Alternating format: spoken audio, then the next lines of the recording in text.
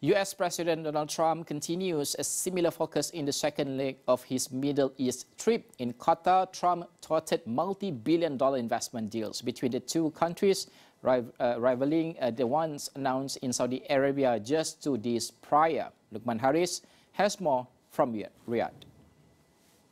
Indeed, if the first leg of his Middle East visit to Saudi Arabia is anything to go by, what we saw on the first day in Saudi was that it was dominated by investment agreements, big numbers being floated around in terms of investments successfully courted by President Trump from Saudi Arabia, followed by a skew to more geopolitical focus issues on the second day. We are seeing a very similar pattern at the start of his second leg in Qatar. Almost right off the bat, Trump announced a slew of new investment deals from Qatar to the United States, the most notable one being a $200 billion deal involving Qatar Airways and Boeing. Trump said that the national airline has pledged to buy an unspecified number of Boeing aircrafts from the American company. Here's what he had to say. From Boeing, that's the largest order of jets in the history of Boeing. That's pretty good. And that's 140. Was that a 140 or 160? Well, yeah, but you're right. It's actually 200, including the 40. So it's over $200 billion. But 160 in terms of the jets. That's fantastic. So that's a record, Kelly. And congratulations to Boeing. Get those planes out there.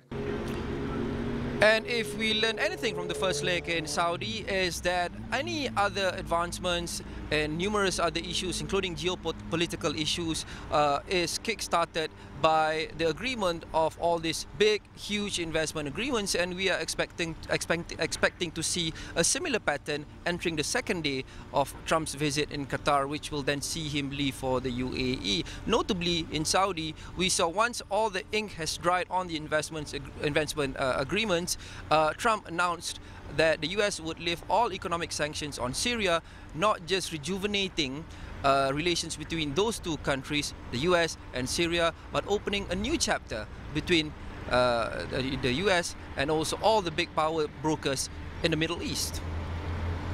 It gives them a chance for greatness. The sanctions were really crippling, very powerful.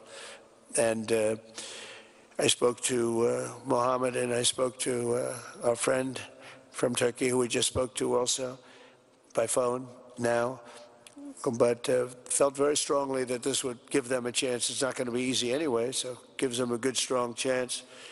And it was my honor to do so. So we will be dropping all of the sanctions on Syria, which I think really is going to be a good thing. سوريا فيها كثير من الفرص وكثير من القدرات والمقدرات التي تؤهل سوريا لأن يعني تشهد نهضة اقتصادية كبرى بمجرد رفع هذه العقوبات. وهذا كان يعني أحد أهم نقاط الحديث أو أهم النقاط اللي نطرحها، أن سوريا قادرة أن تقوم بنفسها، فيها موارد، والأهم من ذلك فيها شعب قادر، شعب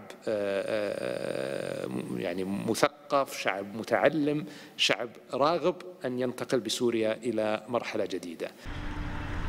And indeed, a similar signal was given by the Saudi foreign minister, signaling that Trump's announcement on Syria is a testament to how once you got all the economic agreements aligned and you're on the same page, we can start to see bigger changes between the US strategies as well as the Middle Eastern strategies as a whole. Syria, he said, is a prime example where renewed relations and a renewed approach would open up more and bigger economic opportunities within the region. We certainly hope that other countries that still have sanctions in place take that signal and build upon it. The European Union, I know, is in discussions to decide what to do, and I think the fact that the US has taken this move hopefully will encourage the EU also to consider lifting all sanctions. I want to say that the UK has also lifted sanctions, and I want to really appreciate them doing so.